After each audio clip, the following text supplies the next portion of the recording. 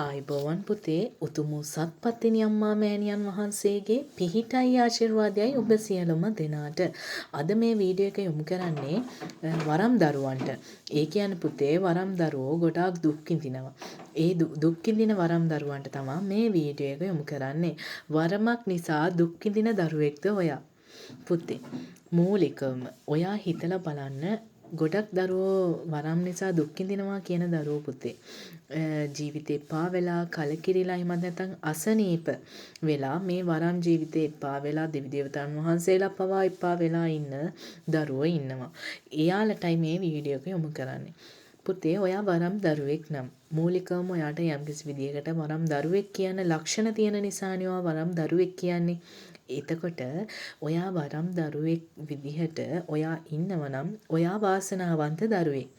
හැබැයි සමහර වෙලාවට ඔයාට තියෙන ගැටලුකාරී තත්වයන් එක්ක ඔයා කියනවා ඇයි මෑණියම්මේ මට මෙච්චර මෙහෙම ශක්තියක් තිබිලත් ඇයි මම මෙහෙම දුක් විඳින්නේ? මට අසනීපයි, ගෙදර ප්‍රශ්න, එහෙමත් නැත්නම් වරම උනත් ස්ථාවර නැහැ. මට මේ ශාස්ත්‍රයේ කවුරුවත් පිළිහිටලා හරියට වරම හදලා දෙන්නේ නැහැ. වරමේ ආකර්ෂණය මම යන්න ඕනේ ගමන් මාර්ගය වරම් ආකර්ෂණය ගන්නෙ කොහොමද කියලා මට කවුරුත් කියලා දෙන්නේ නැහැ. යන දේවාල වලින් ඔයාගේ වරම හිර කරනවා කියනවා. ඉතින් එතකොට මම කොහොමද මේ ගමනක් යන්නේ? හැමෝටම මාව එපා වෙලා තියෙනවා. සමහර වෙලාවට මට මාවම එපා වෙලා තියෙනවා. කරන රස්සාව මම දාලා මම මේ විදිහට මේ දේවල් පස්සේ ගිහින් හැබැයි මට සැනසීමක් නැහැ කියලා කියන දරුවෝ අපි ගොඩාක් දැකලා තියෙනවා. ඉතින් පුතේ ඔයා වරමක් හෝ වරයක් හිමි දරුවෙක් නම් ඇයි ඔයා එහෙම දුක් විඳින්නේ? පුතේ මූලිකවම ඔයා වරම් දරුවෙක් නම් ඔයාට යම්කිසි ලක්ෂණ ඔයාට දැනෙනවා. ඒ හින්දානේ ඔයා වරමක් තියෙන වරමක් හිමි දරුවෙක් විදියට අපි කියන්නේ හඳුන්වන්නේ. එතකොට එච්චර ශක්තියක් තියාගෙන ඇයි ඔයා මේ මාර්ගේ යන්නේ නැත්තේ? පුතේ මෙතන ගැටලුව තියෙන්නේ ඔයා මේ මාර්ගය හරි හැටි හඳුනා නොගැනීම නිසා. ඔයා සමහර වෙලාවට ඔයා යන්න ඕන මාර්ගේ නෙවෙයි වෙන්නේ නැති මේ යන්නේ. ඒ නිසා සමහර විට ඔයාට වරම් හිර තියෙන්න පුළුවන්. එහෙමත් නැත්නම් වරම් ආකර්ෂණ ඥාතිය ඔයාලඟ නැති වෙන්න පුළුවන්. එහෙමත් නැත්නම් ඔයාගේ යන ගමන් මාර්ගයේ සුදුසු ගමන් මාර්ගය ඔයා යන ආකාරය නෙමේ වෙන්න පුළුවන්. ඉතින් හේතු කාරණා ගොඩක් තියෙනවා මේ දේවල් වෙන්න. පුතේ මොන දේ වුණත් ඔයා ඉස්සරවම කරන්න ඕනේ ඔයාගේ වරම් ගමන කොහොමද? එහෙමත් නැත්නම් ඔයාගේ මේ ආකර්ෂණීය ආශිර්වාදයේ දෙන්නා වූ මේ දෙවි දේවතාවුන් වහන්සේලා කොහොමද තමුන් පහදවා ගන්නෙ? මේ ගමන් මාර්ගයේ මම හරියට යන්නේ කොහොමද? මට ඇයි මෙහෙම ආකර්ෂණයක් ඇවිල්ලා තියෙන්නේ? ඇයි මම මේ දෙයට සුදුස්සෙක් විදියට මේ තෝරාගෙන තියෙන්නේ? මට ඉන්න ඥාති දේවතාවුන් වහන්සේලා ඉන්නවනම් ඒ කවුද? එයාලව පහදාගෙන වැඩ කටයුතු කරන්නේ කොහොමද? වරම කියන දේ තමුන් කොහොමද හසුරවා ගන්නේ කියන දේවල් ඔයා මූලිකවම දැනගත යුතුයි. ඒ දේවල් නොදැන ඔයාගේ මේ ගමන් මාර්ගයේ යන්න ඕනේ මූලික වත්පිළිවෙත් යන්න ඕනේ ගමන් මාර්ගයේ නොදැන ඔයා ගමන ගියොත් තමයි මේ ගැටලුකාරී තත්ත්වයන් ඇති වෙන්නේ. ඔයා ගුරුවරයෙක් මුණ ගැහෙන්න යනවා නම් ඒ ගුරුවරයා ඔයාට සුදුසුද නැද්ද කියන දේ ඔයා විසින්ම පුතේ හිතලා බලන්න.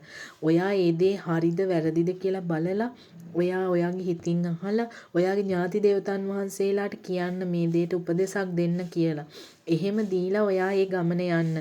මේ ශාස්ත්‍රය හරියට පිහිටවා ගන්න. ගුරු අවසරේ හරියට ගන්න පුතේ. ඒ වගේම ඔයාගේ ශක්තිමාලා වැඩි දියුණු කරගන්න. ඔයාගේ වරමේ යම්කිසි අඩුපාඩු තියෙනවා නම් වරමක් හදන්න බැහැ පුතේ. නමුත් ඔයාට මේ වරම් ශක්තියේ එද්දී යම්කිසි අඩුපාඩු පිහිටලා තියෙන්න පුළුවන්. ඒ අඩුපාඩු මොනවද? ඒ දේවල් මගහැරගන්නේ කොහොමද? මේ ශක්තිය වැඩි දියුණු කරගන්නේ කොහොමද කියන දේ අනිවාර්යයෙන්ම හරි දේවල් දැනගෙන ඔයා කරන්න. එතකොට ඔයාට මේ ඔයා විපා වෙන දේ මොනවා හරි දෝෂ තත්වයක්ද මේ දේ වරමක්ද කියන දේ මූලිකවම බලන්න පුතේ. මොකද ඔයා දුක් විඳින දරුවෙක් නම් ඔයා මූලිකවම බලන්න ඕන මේ දේ මට හොඳට වරමක් විදියට එන දෙයක්ද?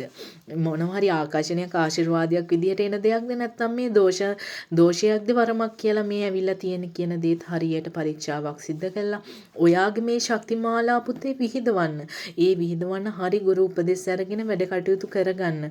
එතකොට පුතේ ඔයාගේ මේ අසනීප ඔයාට මේ මිල මුදල් අතින් ඔයා අස්ථාවරභාවය ඔයා මේ සමාජයෙන් සමහර විට කොන් වෙලා ඉන්න දරුවෙක් වෙන්න පුළුවන් අපහසු පහස විඳින දරුවෙක් වෙන්න පුළුවන් කොච්චර අනිත් අයට උදව් පදව් කරත් ඔයාට පෙරලා මේ දේවල් නොලැබෙනව වෙන්න පුළුවන් ඒ හින්දා ඔයා කලකිරීමෙන් ඉන්නව වෙන්න පුළුවන් සමහර වෙලාවට වගේ ඥාතිත් කතා කරනවා දෙවි දේවතාන් වහන්සේලාගේ ආකර්ෂණය හොඳට එනවා නමුත් මේ යන ගමන් මාර්ගේ තේරුම් ගන්න බෑ ඉතින් පුතේ හරි ගුරු උපදේශයක් ඇතුව මේ වැඩ කටයුතු කරන්න ඔයා ගන්න. එතකොට ඔයාට මේ දේවල් හිසේ බරක් තියාගෙන කරන ශක්තිමාලාවක්වත් ආශිර්වාදයක්වත් නෙමේ දෙවි දේවතාන් වහන්සේලා දෙන්නේ. ඔයා නිදහස් පුද්ගලෙක් විදිහටයි මේ ගමන් මාර්ගයේ යන්න ඕනේ. ඉතින් පුතේ මේ දේවල් හරියට දැනගෙන ඔයා ගමන් මාර්ගයේ යන්න. එතකොට ඔයාට මේ තියෙන ප්‍රශ්න ගැටලු निराකරණයක් කරගන්න අනිවාර්යයෙන්ම ආකාශනීය ආශිර්වාදයේ හිමි වෙනවා. ඒ වගේම බුදුදහමට එහෙමත් නැත්නම් ඔයා අදහන ආගමකට බුදුදහම වේවා කිතුදහම වේවා ඔයා අදහන ආගමට ප්‍රමුඛතාවය ලබලා දෙන්න ආගමේ ආකර්ෂණ පිහිට බුදුන් සරණ යන්න එහෙමත් නැත්නම් ඔයා කිතුදහම අදහන දරුවෙක් නම් ඒ පිහිට ආශිර්වාදය ලබා ගන්න ඒ දේවල් වලින් ඔයා මූලිකම වැඩ කටයුතු පටන් ගන්න. ඒ අතර මේ ශාස්ත්‍රය දැනගෙන වැඩ කටයුතු සිද්ධ කරන්න පුතේ. මොකද එහෙම නොදැන වැඩ කටයුතු කරන්න ගියපුවම තමා කැඹුරුන් හිර වෙන්නේ. මොකද එන කට්ටිය අපහසු පහස තියන. ඉතින් හරි ගමන් මාර්ගයක් යන්න පුතේ. එතකොට හොඳ වරම් දරුවෙක් විදියට සාර්ථකත්වයක් අනිත් දරුවන්ට පිහිටක් ආශිර්වාදයක් උදාපත් කර ගැනීම කරලා දීමේ හැකියාව ඔයාට අනිවාර්යයෙන්ම පිහිටනවා. අදට මේ වීඩියෝ එක නවත්තනවා. උතුම් සත්පත්තිනි අම්මා මෑණියන් වහන්සේගේ පිහිටයි ආශිර්වාදයයි පුතේ ඔබ සියලුම දෙනාට තෙරුවන් සරණයි.